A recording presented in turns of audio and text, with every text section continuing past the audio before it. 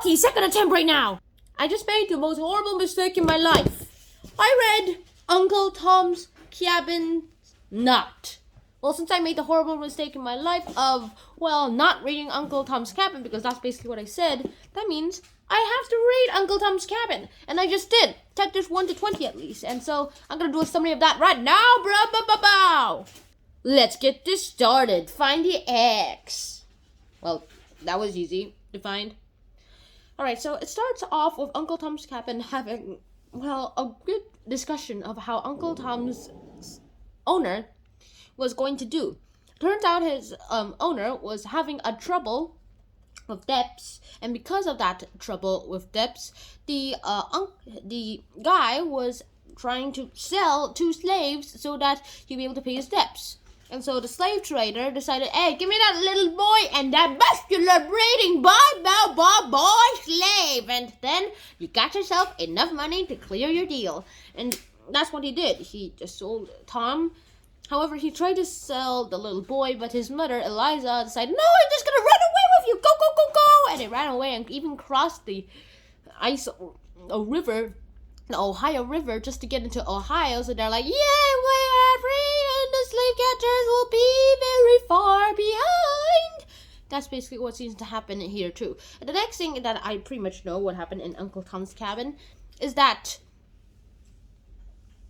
Uncle Tom is being sold, and then his owner's son came in and said, hey, I'm gonna free you one day. Here's a silver dollar for me, for the promise to you. I promise. I'm gonna accumulate the money, and eventually I'll use it all to free you. Got that, Tom? Uncle Tom? Yes? Okay. And they went. The next thing that I know that happened is the fact that little girl, I think her name was Eva, just fell into the river trying to show Tom something, and then Tom saved him after breaking his chain. Turns out it's very easy to break chains if you're a muscular bad boy. Well, not exactly a bad boy, but if you're a muscular guy with good abs and stuff. Well, he broke the chain and fell and went into the river to save Eva, and then the sea monster stopped, and then Eva's father was so grateful that he decided to buy Tom from his cruel master, who just chained him up because you're a slave.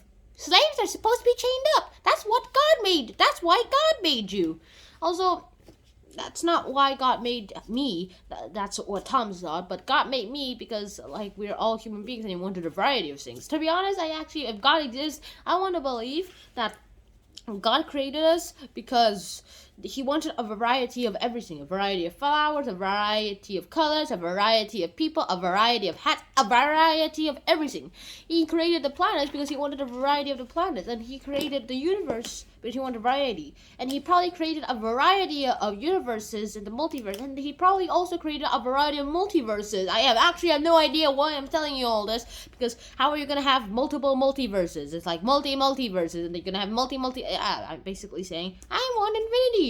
And he's still creating it today. That's what I just want to believe, based on backbones of other places, or based on a backbone on new original ideas.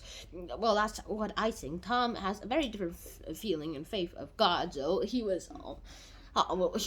faith will be tested throughout this book, as what I've read so far. And the next thing I actually know is that we end up in the place where they talk about Topsy.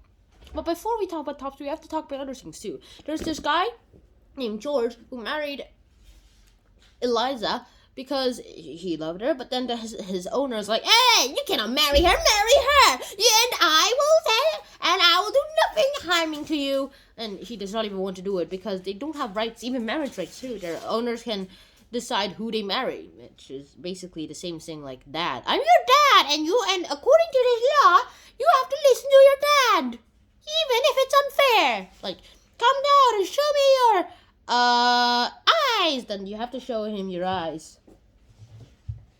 Oh, okay. And that's just not the half of it too.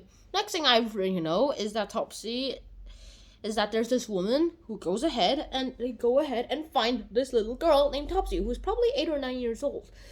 Meanwhile, this happens. George somehow arrives at Canada. Not at Canada. They arrive at a station on the Underground Railroad, and from there, Eliza takes her baby boy along, and they get in there, and they're like, "Yay, we're together again!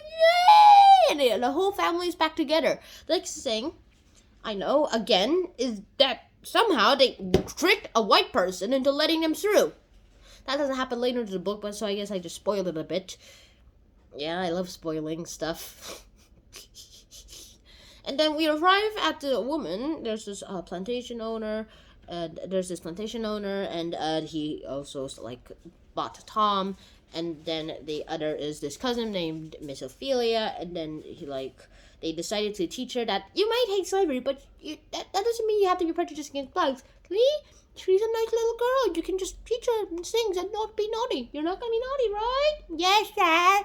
I am Cappy. I had no idea. I have no mom. At least I kind of imagine how high-pitched girls would say all that. A 9-year-old girl say that. That's my best impression. Unless I misdid that, please don't harass me in the comments below. Please don't harass me in the comments. You're afraid to harass me in the comments below, but just please don't.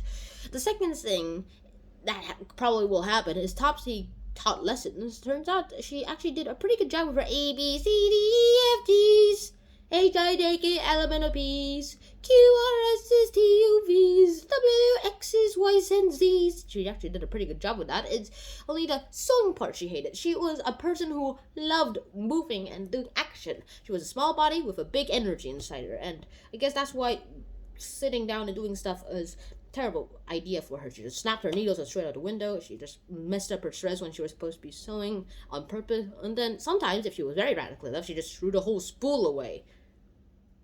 A thread, which is not a good thing to do in front of a person.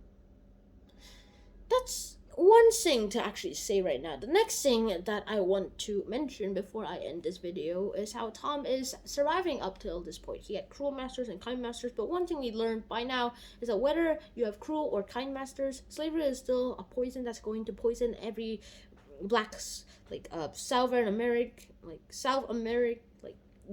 southern part of North America, of the United States of Americas, African Americans, whoever's in slavery there. It will be a poison to them. And that's all I have to say. So, I guess until next time, Sean out. Peace. Chapter 21 coming soon.